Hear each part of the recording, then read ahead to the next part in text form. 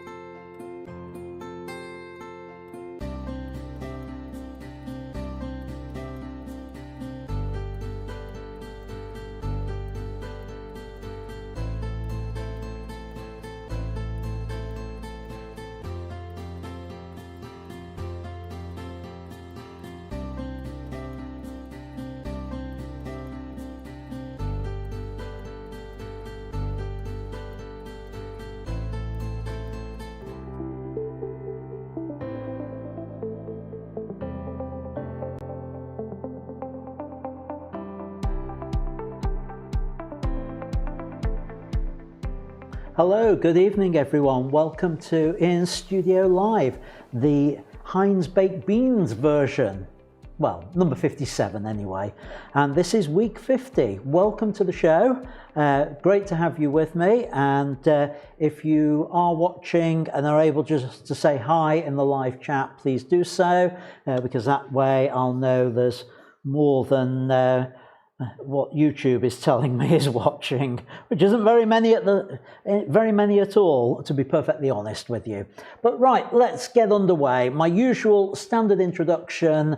If you are new to this, then please take a moment to subscribe if you haven't already done so and hit the bell icon. Please make sure you add a comment on videos when you watch them. I've been publishing videos to my 3 different YouTube channels. It'd be great to know who's actually watching those. And hit the like button. Now, something I must actually say at this point. I've realized that I wonder whether some people are actually hitting the like button on Facebook when they see the link to this on Facebook to join live. And I think a few people are just hitting that and not hitting the one on YouTube. It's the YouTube like button that I need people to press, because that is how YouTube gets to know which videos are worth presenting to the public at large. So if you are able to go hit that button, then please do so. That would really help. And as ever, my thanks to everyone who has been sharing links to the show. If you don't already know, the shows are currently twice weekly, and I'm going to keep that going till certainly the end of this month, beginning of March, probably a week into March, and then I'm going to review whether I carry on with twice weekly or whether I revert back to once weekly. I'll be interested in your thoughts on that, folks, if you have any on that. But as it stands at the moment, Sunday nights are predominantly tutorial based, and we did a live tabletop shoot last Sunday and deal with live Q&A, of course. And Wednesday nights are predominantly feedback focused, and that's what tonight is. They do remain on YouTube for a while, so if you have missed one, you can go back and watch it. Eventually they'll get cut down on YouTube with the full versions in my academy and the extracts going on YouTube on there. I also have this Facebook group, which is very closely associated with the live stream. It's where I get images from to talk about, but not the best place for me to get them from, as I'll comment about. But do share your images there. It's a great place to chat, hang out, talk photography, etc. We've got photo challenges. We're winding down on a photo bingo challenge from last month, and I'm working out my challenge, which is going to start probably beginning of April for the next one. I've got an idea for that. Something a little bit different, but one which I think will help you with your photography and help take you in different directions with your photography, shall we say. But more about that coming up in the coming weeks. If you find the shows helpful and want to contribute financially to keeping them going, there is a way to do that. Well, there's actually 2 ways. You could join my academy, which is £6 a month or £60 a year. Or if you don't want to do that, why not think about just buying me a cuppa? And I have this link, buymeatea.com/Ian Butty. The link's down below this video.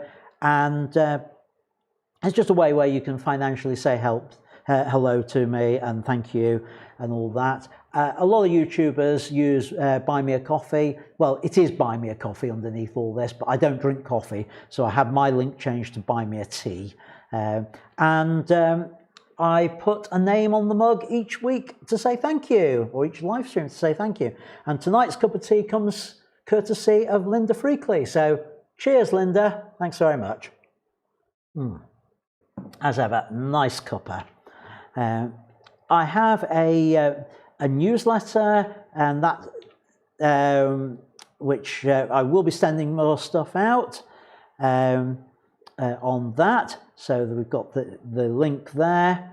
So what have we got on the show tonight? Well, I'm going to start off by going through your emailed images, the ones which were sent to feedback@iansstudio.co.uk.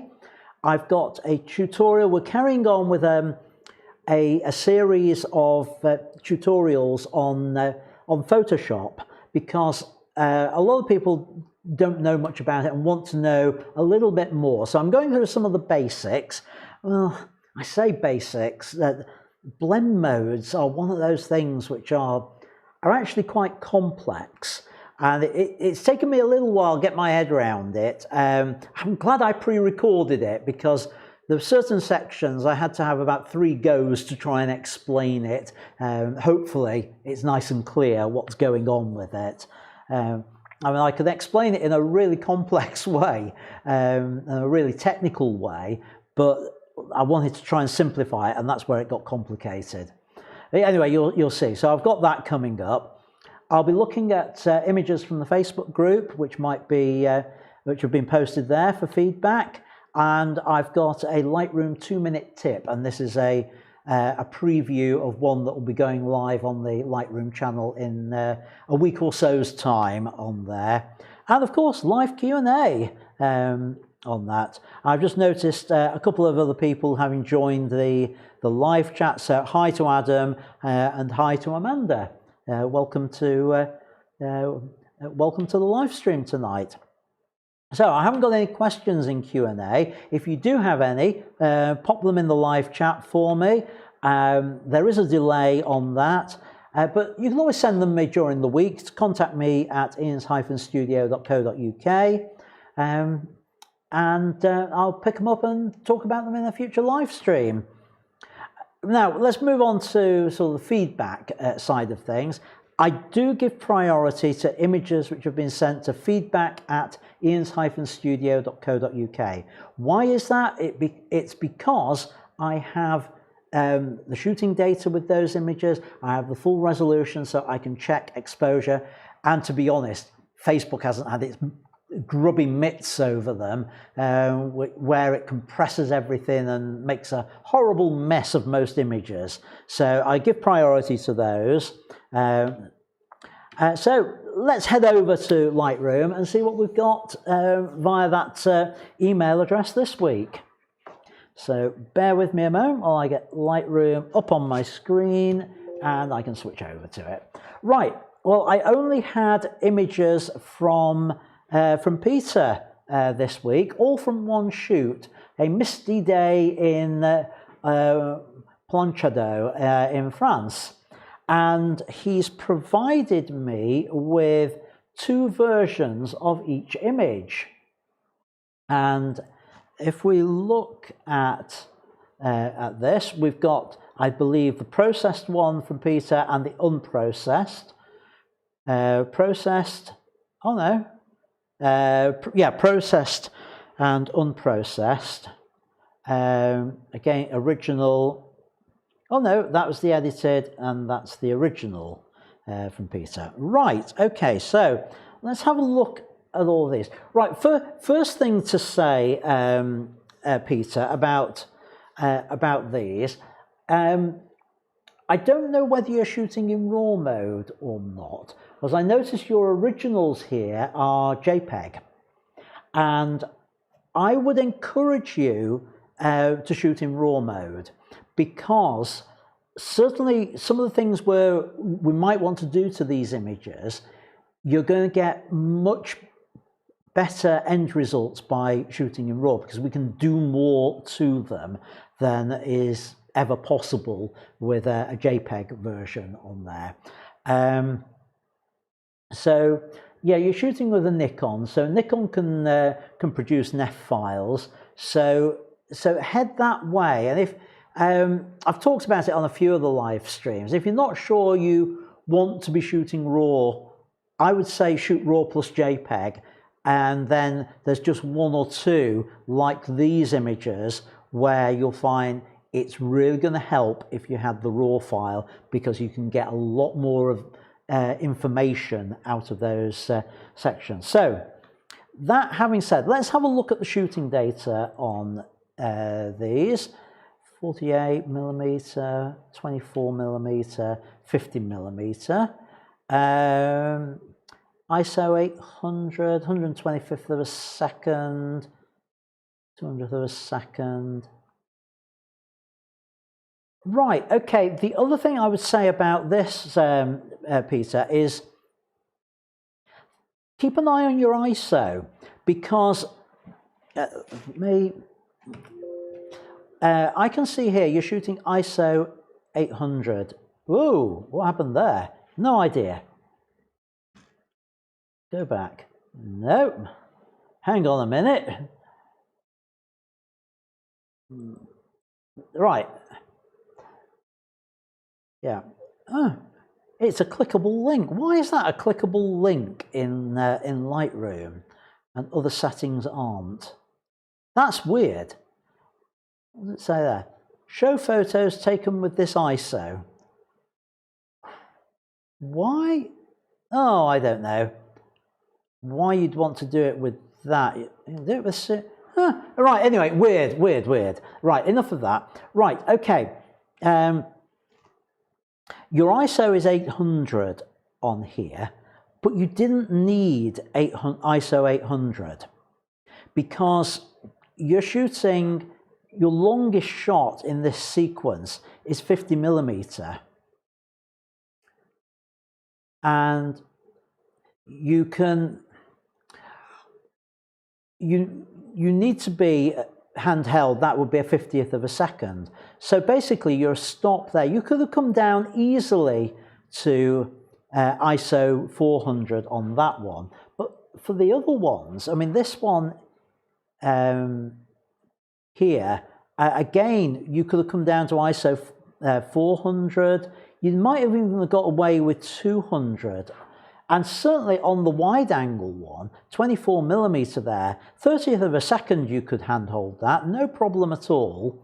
And you shot at 200th of a second. So how many stops down would that be? That would be 100, 50th.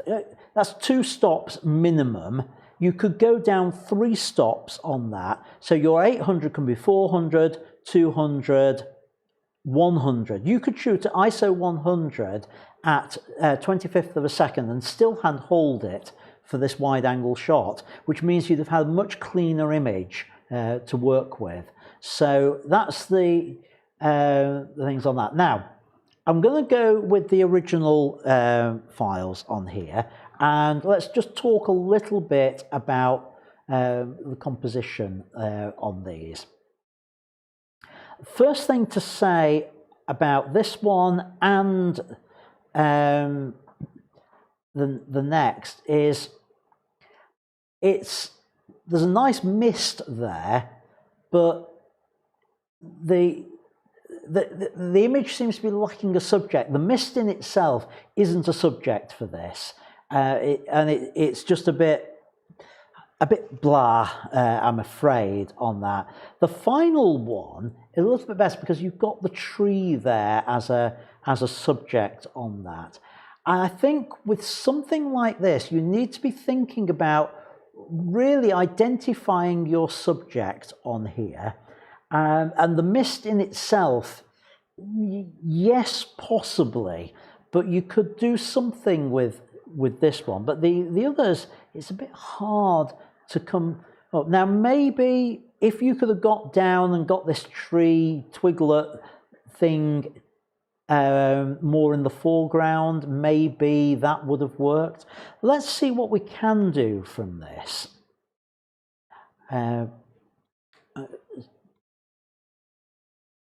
Let's get rid of that overlay. I don't want it on there. I'm going to try coming in just a little bit tighter on this to put that in the corner, and the plain sky is not adding much, so I'm just going to do that. Now, what are we going to do with this image to try and make something of it and make it interesting? The mist itself is what you are trying to photograph, so what can we do with that? Well, the first thing I would do is I'd think about going black and white with it, and this is where I'm going to use my presets. It's probably No, I'm not. I'm going to use the profiles over here. And let's have a look what we've got in the profiles that might just work with this. And I'm just going to go through and have a look what we've got. I think it needs contrast for this to 3. I'm a big fan of black and white 3, as most of you will know. With it, maybe 4. If we want to try and maintain the mist, maybe number 4. I'm going to try number 4 on it, on there. Now, where we can get some dark in there, instead of doing this with contrast, which is what I would normally do, to do that, which isn't quite working for it, what I'm going to try is using the black slider, just to darken the bottom part, this area down, so that we maintain that mist. Now, if we wanted to get rid of the mist, that's nice and straightforward. I've got a slider to do that, but we actually want the mist as part of it. And I might enhance it a little bit more by just taking the dehaze slider to the negative on there. And that gives an interesting sort of shot with that, and that emphasizes the mist. Now, a little bit more contrast, maybe, just a little bit. And what do we want to do with the exposure? No, I think the exposure is good, but I would be doing something along those lines with it. Perhaps add a little bit of clarity, but not a huge amount. And I think that's the best we can do. Now, I'm going to use my presets here and start looking at vignettes on there. And as I go through, I just want to see if anything actually strikes me as a vignette on this. And I'm not seeing anything that I want to work with.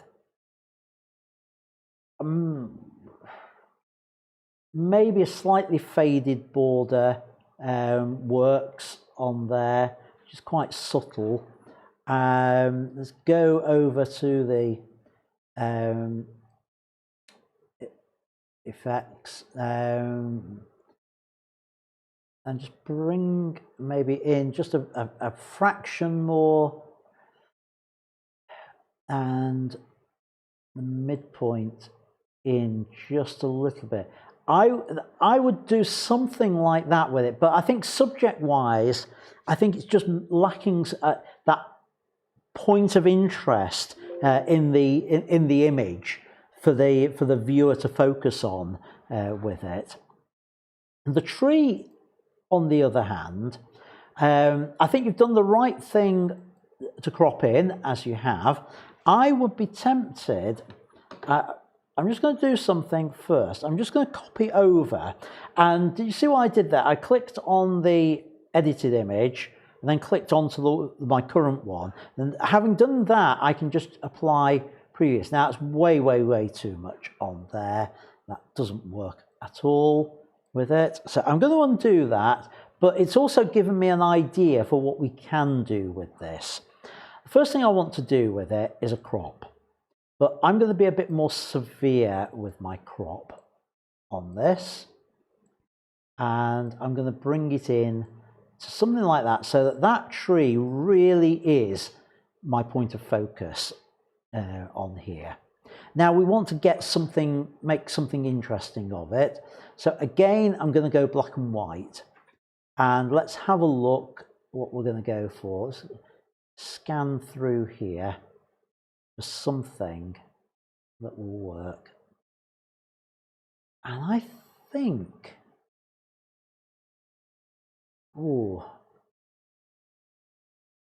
I think that orange filter is actually quite nice for emphasizing the mistiness of this. So I'm going to go with that. Close. Now we want to keep the detail in here and the texture. So I'm just going to bring the texture slider up. Let me zoom in on the tree. Ooh, that's a little bit out of focus, isn't it? Yeah. Oh, that's a shame. I think it's just slightly out of focus on that. What about refuse to believe that's camera shake. Let's have a look. 125th of a second. That is weird. Where's the phone? No, that's, I think you might be slightly forward focusing on this, but there's definite movement on those the rain droplets on there, because I can see two ends of it, and that is camera shake. I don't know why you're getting camera shake at that, unless it's to do with how you're holding the camera.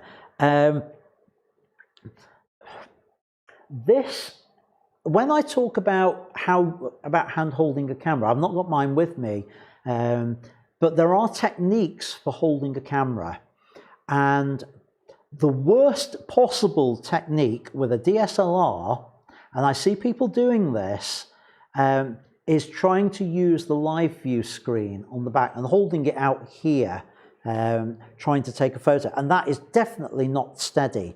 When we talk about the shutter speed for hand holding, that is assuming you're holding it right into your face and your elbows are tucked in on there. So I don't know whether there's a technique issue here, Peter, about how you hold your camera. Maybe that's a topic for another live stream, talking about techniques for holding cameras. But what can we do with this to try and make, assuming we haven't got that camera shake on there, a little bit of dehaze, just a touch, I would say, on that, and a bit of clarity to it. I do want to keep that haziness and that milkiness with it, which may mean just, I'm going to bring the exposure up slightly and then bring the highlights down. Because what I'm doing by doing that is pushing it to the top end of the image. So it becomes a very high key sort of shot. And in fact, with that, I'm now thinking that the bit at the front, I don't need. I think I quite like that kind of approach with it, and I'm not normally one for doing this sort of high key effect, but something like that, and then adding in. This is where maybe you can then afford just a little bit of a white vignette. I don't think a dark vignette works with it, but a just slightly lighter one, and I think you've then got something that's a bit more interesting with it on there. So yeah, those are sort of my suggestions, and again, looking at that one, we just don't have a subject there, and that's the problem with it. There's nothing there for the eye to focus on with that. So I hope that's not too discouraging for you, Peter. Right. Right. Oh, we've got a new joiner. Hi, Anthony, AB Music on there. Thanks for joining us on it. All right. Peter was saying he tried to shoot both, and the camera duplicated the JPEG. I'm not a Nikon expert to be able to double check those settings on that. To be able to talk about it, but interesting. Have another look at it and see whether you can. It shouldn't really duplicate it. That's very strange if it's doing that. Right. Okay. So let's move on. I'm going to play in at this point the Photoshop Basics tutorial. I'd love to be able to do these live, but you'll see when you watch it one of the reasons why I've decided I'd pre-record all of these rather than trying to do it live. Partly because to be honest, I'm not as au fait with Photoshop as I am with Lightroom, and sometimes I need to just pause and think before I talk, whereas Lightroom I can do off the top of my head. But also with Photoshop, I wanted to be able to zoom in on certain areas, which is much more important with some of the Photoshop stuff. So let's play in the video and just imagine I'm doing it live. Hey, how about that? Right, I'll see you in a few minutes. Hello, welcome to In Studio. In this video, I'm going to talk through the essentials of blend modes in Photoshop. Hello, welcome to In Studio. I'm Ian and Butterfield. One of the most confusing things that people have trouble getting their heads around with Photoshop is blend modes. And to be honest, it's quite understandable. They're not the most straightforward of things, but if you understand them, then they can be very powerful tools with your editing. Let's go into Photoshop and I'll explain a little bit more about them. So here we are. We're in Photoshop. I've chosen an image to work with, and I've created a layer with 3 bars on it. And there's a black, a grey and a white, so that we can see the effect of different blend modes. Now, what are the blend modes? Well, in a previous video, I've talked about layers, how you can put one item on top of the other, and how transparent pixels, that's the checkerboard bits, will allow what's below to show through, such as the bottoms and tops of this image, and that everything else is seen from the layers above. However, we can choose to make that a little bit more selective, and we do that through 2 tools. Opacity means I can just change how things show through, literally just the percentage of it that comes through. But we can also use blend modes, which give us a lot more control over this. So what are the blend modes? It's this drop down box here, and if I click that, you can see there's quite a lot of them here, and this is where the confusion lies. Let's have a look at the different groups of blend modes and see what they're for before we look at a few of the more commonly used ones. So the blend modes are found here next to opacity, and they come in various groups. The first 2 are a normal group where the top layer shows through regardless. The next group are all to do with darkening an image to make various sections of it darker. The next group are all to do with making bits of the image lighter. The next largest section is all to do with contrast with an image, and those will do different things on there. Then we have 2 which are to do with inversion, inverting the image to its negative colour, and these 2 are to do with, well, they're referred to as cancellation, and it's removing sections of an image from there. And then the final set of 4 are all to do with different components, different parts of the image, so hue, saturation, colour and luminosity in there.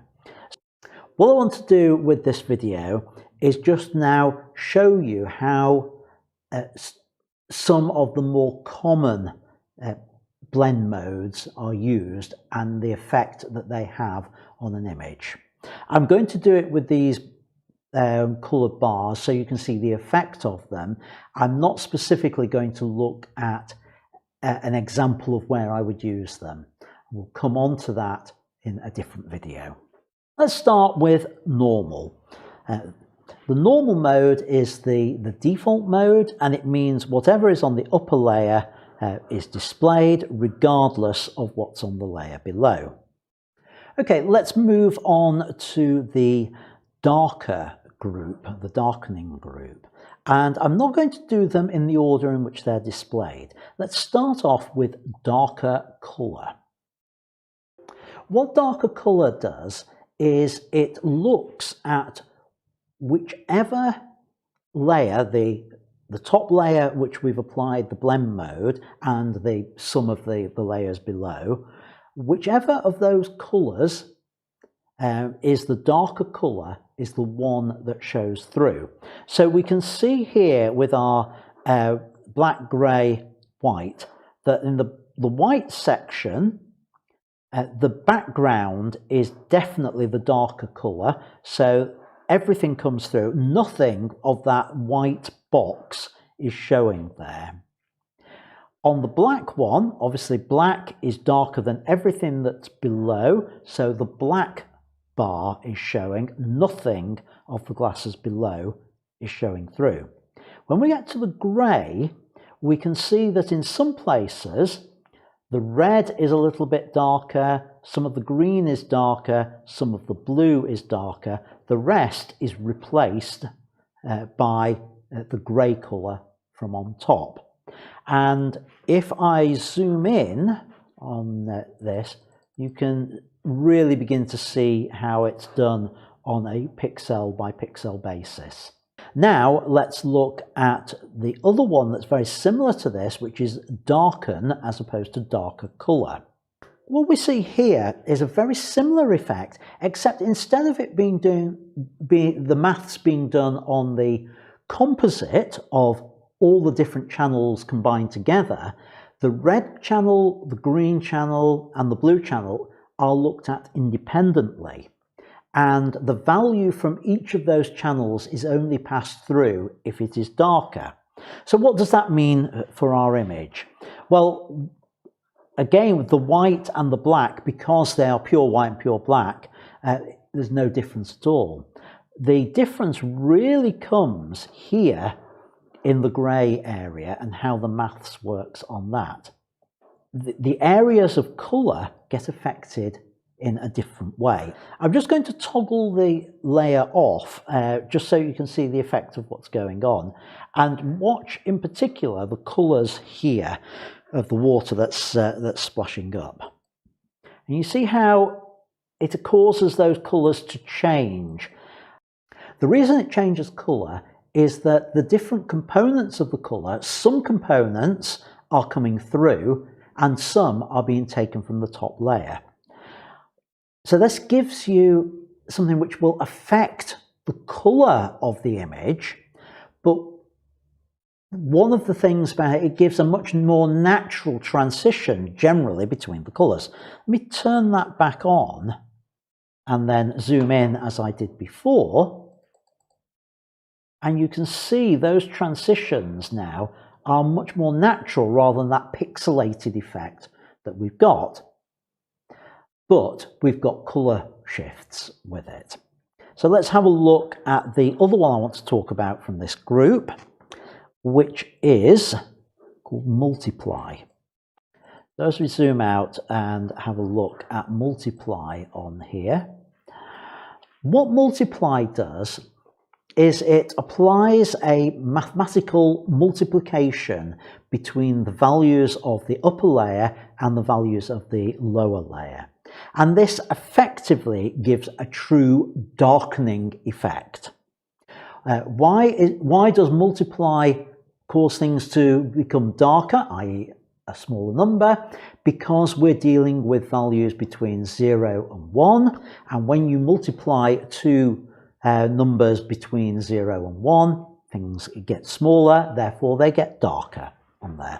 And you can see exactly as before that true black and true white behave as we've seen already, but the grey area now just darkens that down. It just takes some of the brightness off there.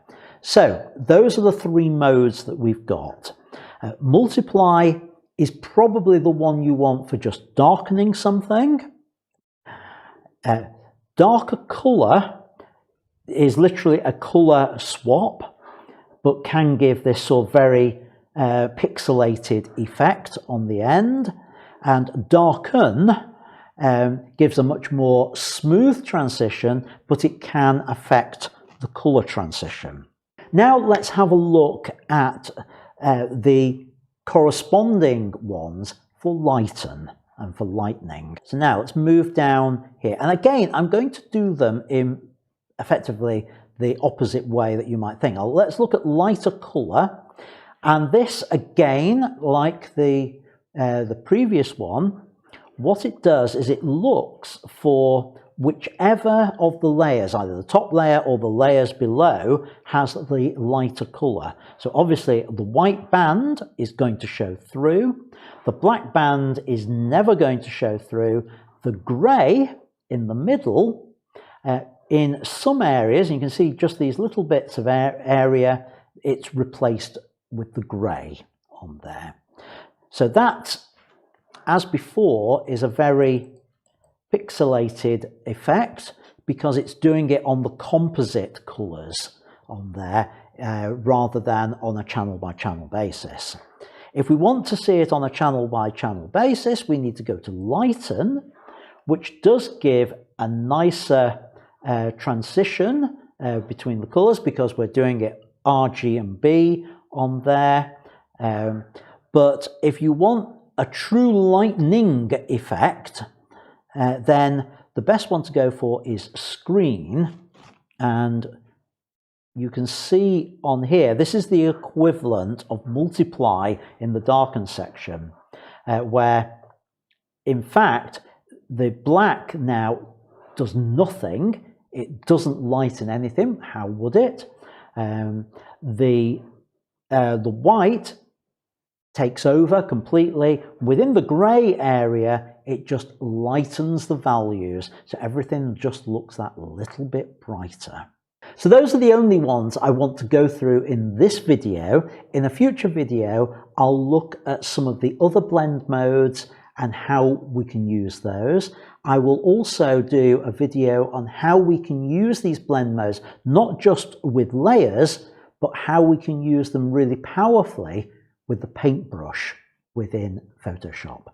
I hope you found this video, first of all, understandable, because it is a complex subject, but also I hope you found it helpful. And I'll see you in the next video. Until then, keep making great photos. Bye for now. Okay, and we are back. We're back live. Yeah, it was that wasn't the easiest of videos to put together as I was trying to record it this afternoon, but hopefully you followed it, and hopefully those of you who've been asking for all this Photoshop stuff are actually watching it and hopefully improving with your Photoshop skills. Right, I don't see any new questions in the live chat, so I'm just going to move on and let's have a look at your images that I've pulled out from the Facebook group this week.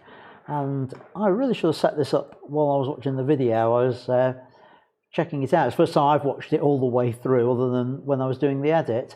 So, right, here we go.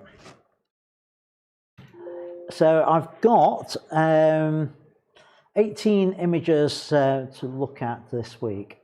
So let's have a look. Let me go straight into the develop module, I think. Amanda, a tree, a little bit underexposed on here. And if you look at the histogram, you see we've got all this space up at the top there. So this needs a little bit bringing up there, so that sort of exposure with it, and maybe just a little bit of a saturation, or well, I tend to use vibrance because it's a sort of intelligent saturation. Just bring that up just a little bit, maybe just a tweak on the saturation as well, which would give us from that to there. But it looks a nice sharp image as far as I can tell. Once Facebook have got its mitts on it, But yeah, nice shot. And actually the central positioning on there does work with it because there's a symmetry with it which allows that to work on there. Another one of Amanda's images is this one. I'd commented last week's feedback about using a card to fill in shadows. And Amanda had done a shot similar to this one, and we got these dark shadows. In fact, on the original shot, it was even darker across this side. So Amanda has done a before and after without the card, with the card, and can you see what a huge difference it is? It's filled those shadows in, it's lightened everything up. Now, Amanda had a question with this, saying that she couldn't understand why it made such a difference to the background on there. And well, I can actually explain that for you. Now, it's probably going to be easier to actually take this into Photoshop unless I've got a... Yeah, I think I'm going to have to do it in Photoshop to try and explain this one. So edit in Photoshop, edit the original, that should be the quickest. Dum-de-dum-de-dum, while Photoshop gets its act together. But basically what's going on is that card is evening out the light in the whole image. So now, if I get a dropper tool from, where's my dropper tool gone? Come on. I've lost the dropper tool. It's on there somewhere, I'm sure of it. Should be. Hiding underneath here. Oh, this is ridiculous. Ah, there it is. Got it. Eyedropper tool. Right. With the eyedropper tool, I can sample a particular brightness. Now, it's a little bit tricky because it's got a texture to it. If I just go full screen so you can see. Right. Oh, I need to find where it's putting me values. View. I should have checked this beforehand. There's window.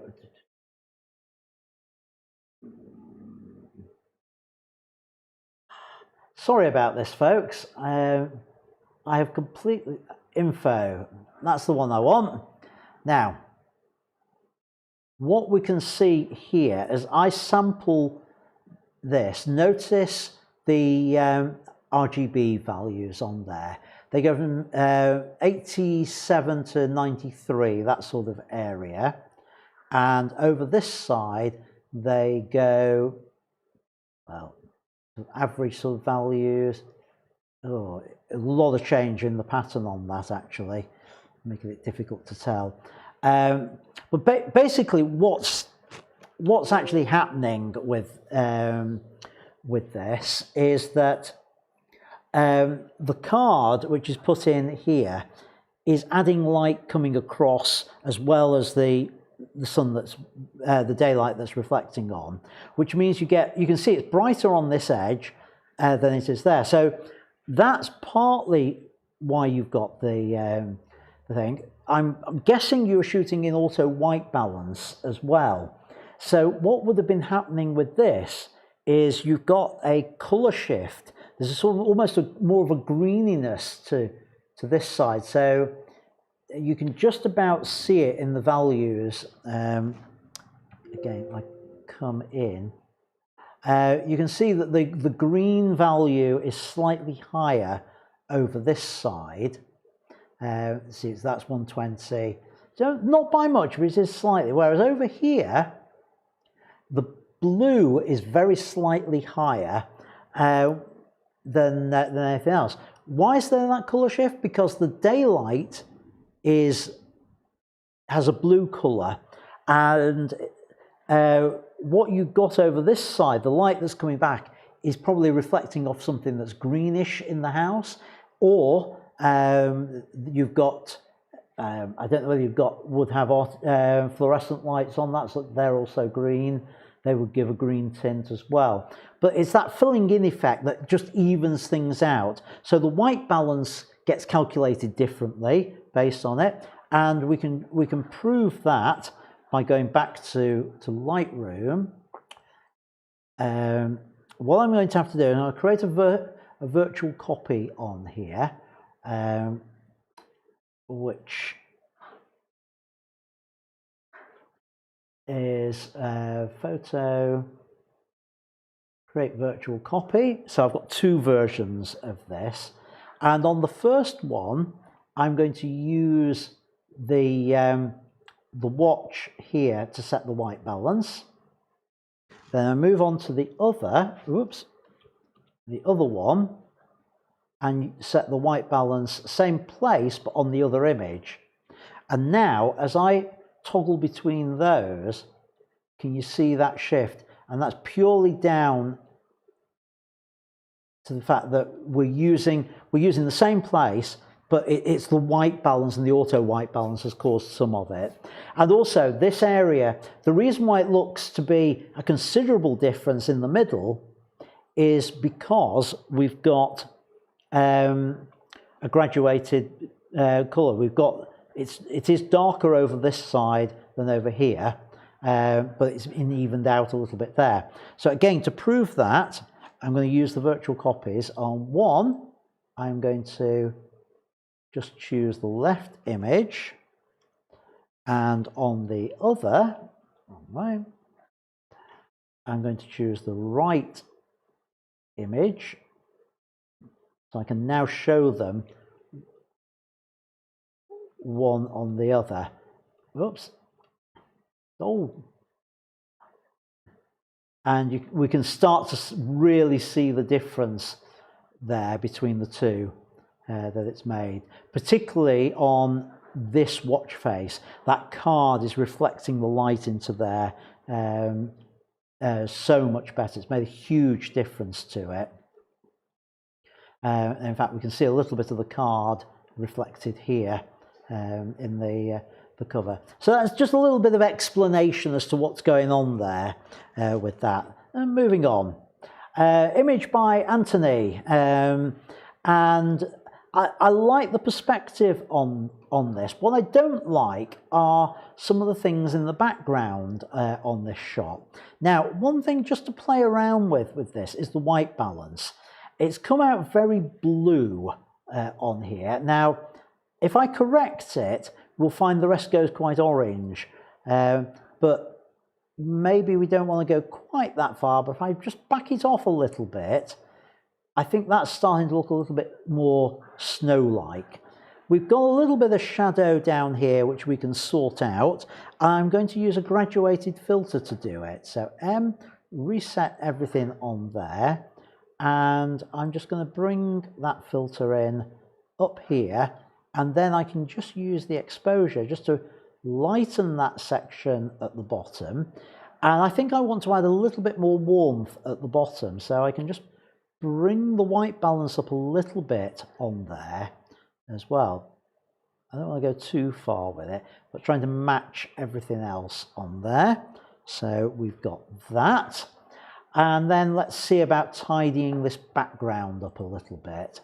I'm going to use Q, which is the spot healing brush. Let's get rid of that. Now, here's the real challenge one. And I bet you it doesn't get this right. It's not too bad. Let's try.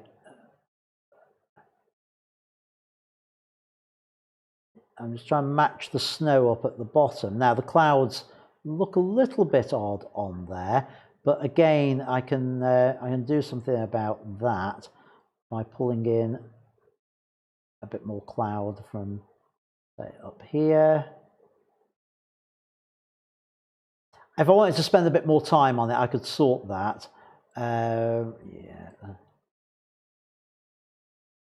On there, and Ooh, I think if I just do something like that, but not sample from there, sample from there.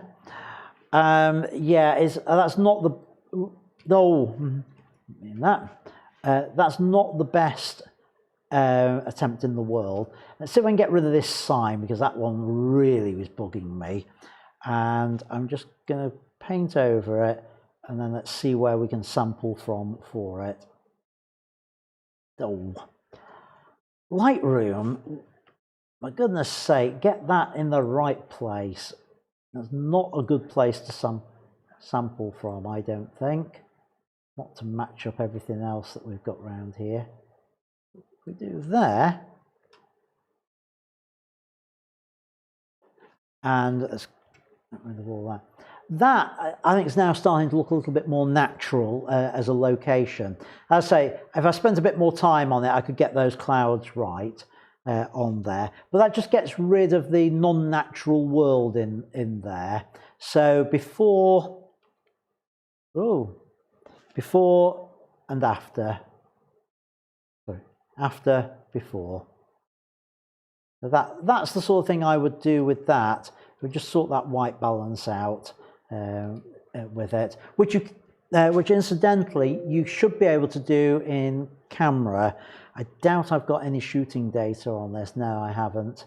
I'm assuming that was taken with your camera rather than your phone because of the aspect ratio on there. But with that, yeah, think about your white balance and setting it. Probably try shade or cloudy with that scene. Okay, moving on. We've got from an image from Bernard, which is a footprint one. I think just a choice of location on it. This section where that's a bit too dark there is drawing away from it. But in post-production, if you add a bit of texture, clarity, and just bring that up and the contrast up a little bit, that will just help bring it out a bit on there. I love this one from Donata, which is, I think it's in Dubai where she's photographed this. I think it's just slightly underexposed. I bring that up and I'd increase the contrast a little bit, maybe a touch on the clarity, just to give it that bite, rather than because the shades are just a little bit muddy in the original on that. Ruskin. I know Ruskin doesn't watch live because we're in the middle of the early hours of the morning for India. But yeah, nice shot. Love the reflections. And this is where having just that little bit of foreground really helps on it. And I like the little rock sticking out there. I think I might be tempted just to tidy up a little bit of the rushes there, but I don't know. There is this little bit just sticking out though, and I would just do that. Now, I think he's done some artificial colouring on this to give it the effect that it's got, and I'm not going to do anything to undo that.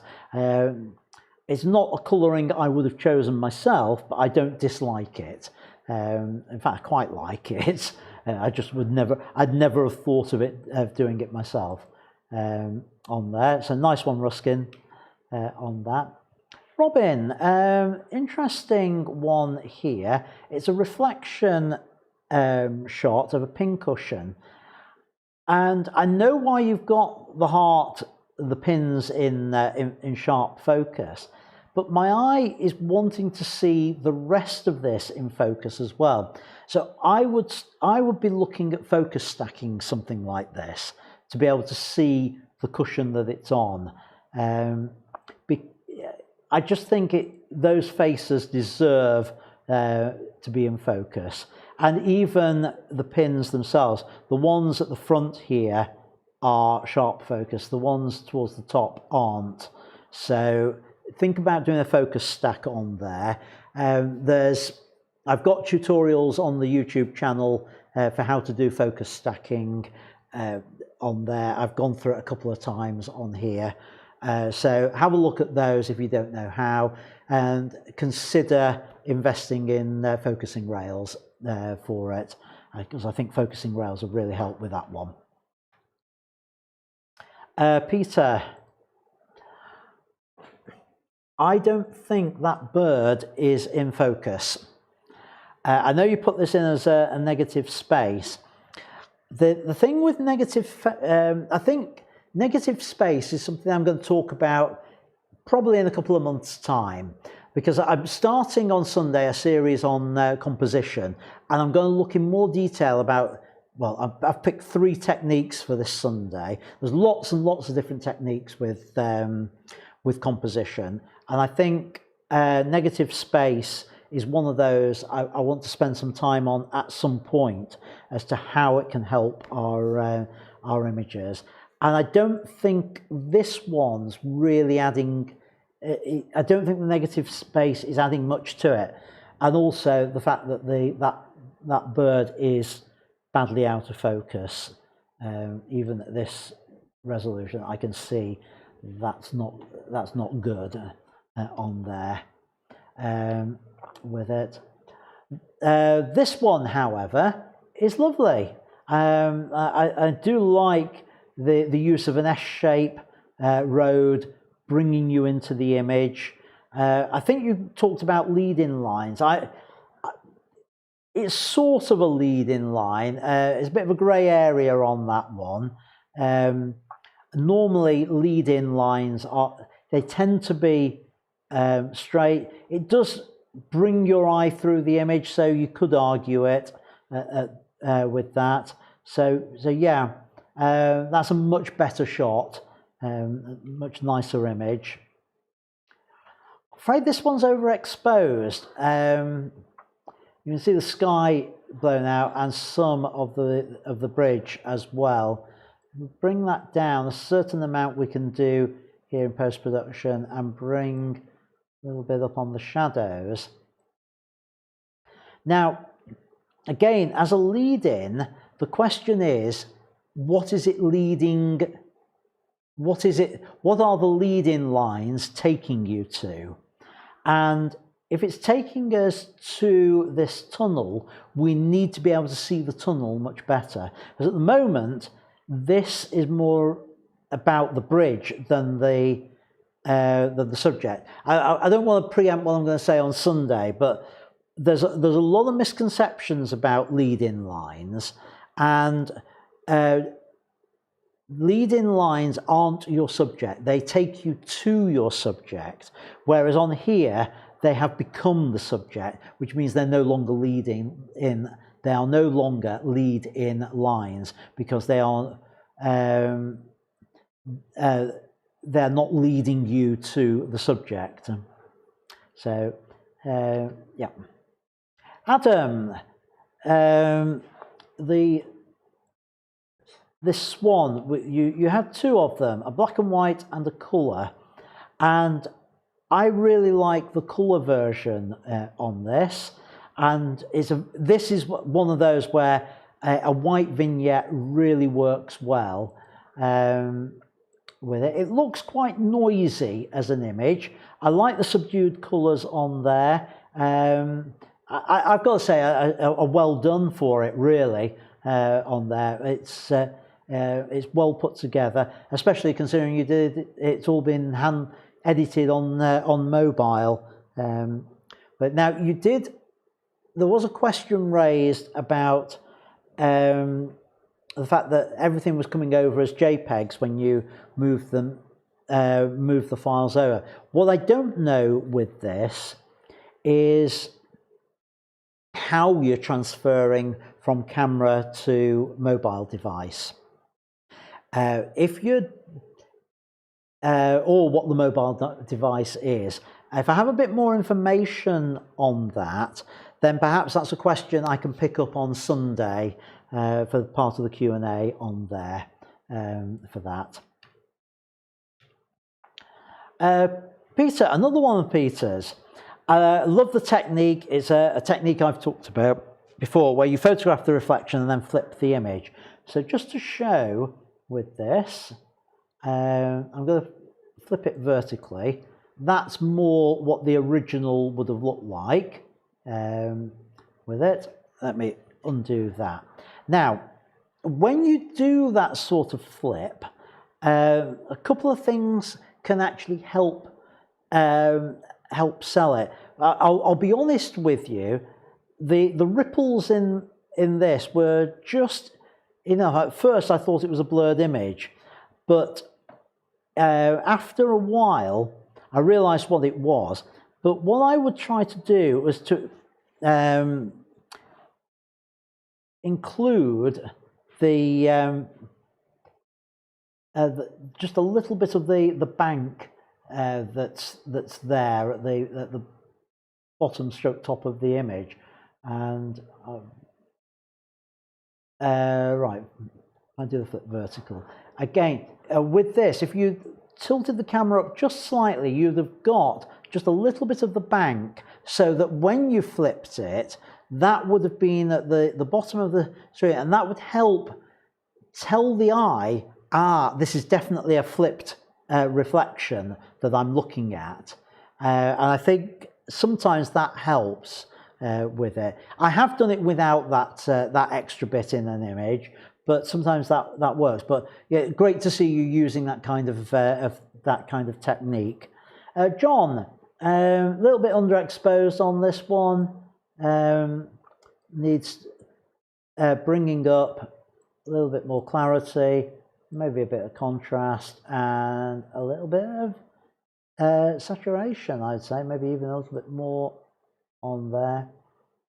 And it almost looks like a nice day in Blackpool with that. But yeah, again, John, I just want to encourage you with your images, go through the editing stage with them and get things right on there with that. But nice shot, nice use of the drone on there. Well done. Peter, love this one. Now this is really good lead-in lines, except where you're focusing. Your focus point should be on the white here, and I don't think it is.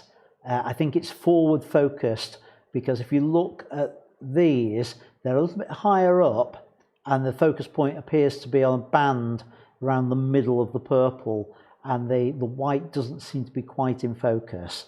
So I would just go on that. But all these lines leading in there, and the fact that it's filling the frame, really works well on that. Right, Bernard, nice shot, nice concept on here. Just a couple of things to watch out for.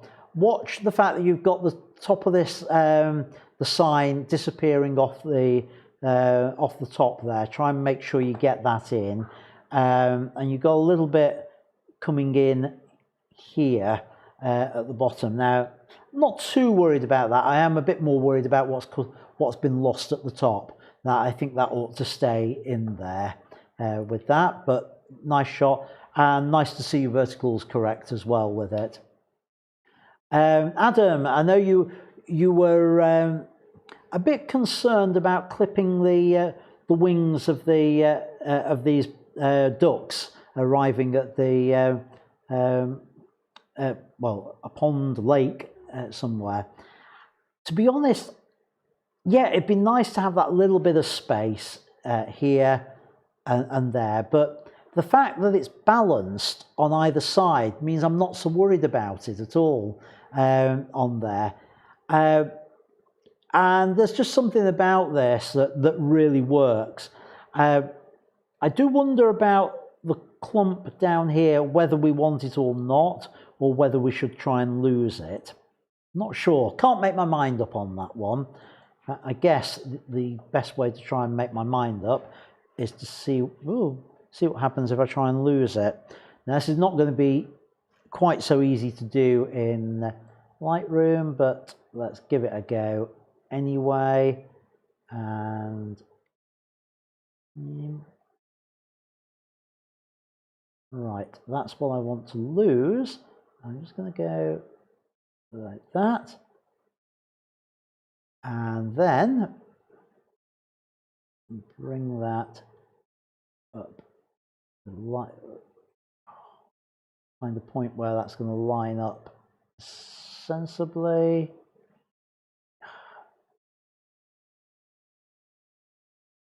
Oh, it's going white. I just need a bit that's not dark to make sure it doesn't go white at the top. And then maybe something like that. It's not a perfect edit. It'd be easier to do it in Photoshop and easier without the white border. But, ooh. Yeah, you know, I'm not sure now. Without. Maybe it does need it. Yeah, no, I think you're right. Keep it in there on that. How are we doing? Right, I was challenged on this one. Let's see. And it is the last one on there.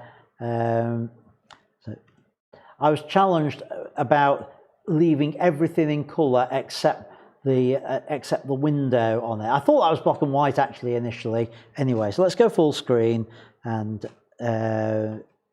this. It's a really easy edit because all we do is we use an adjustment brush. Let's just reset everything to start with. I'm going to take the auto mask off for it. I'm going to take the feather quite a way down, make it quite a reasonable size on there. Maybe bring the feather up just a little bit more. And flow at 100. And all I'm going to do is take the saturation right down, which means now I can just paint in. And because these edges are effectively monochrome anyway, we can go right up to them without going into the building. So that we do there and up here. So it doesn't actually look that much different, but that's how you would do it. So it just takes all the colour out of that and brings it into that one area. So that was how I would do it. So now then, let's see what's been going on in chat while I've been rabbiting on. Right. So, a couple of thank yous. Well explained on the presumably to do with my Photoshop stuff. Oh, hi Stuart, who's joined as well. Yeah, there is a certain amount of trial and error that goes on with using layers, but the more you understand how they work, you can then focus in on what you want. And particularly once you realize what those different groups are all about, to know there's a darken group, there's a lighten group, then you can get there with that. So let's move on. Haven't seen any questions in the chat, so let's move on to my Lightroom 2-minute tip, which will be this. Hello, welcome to this 2-minute tip video. In this video, I'm going to show you about the importance of renaming your folder structure within Lightroom and how you can solve the problems of missing folders if you have renamed it outside of Lightroom.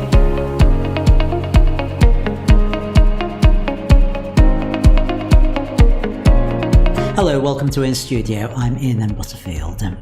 Does your folder structure look a mess in Lightroom? Does it look something like this, where some folders are named after the year, some maybe 2 digits, some 4 digits, some might be called photos from the year or photos year, or even just my photos, and they're all over the place?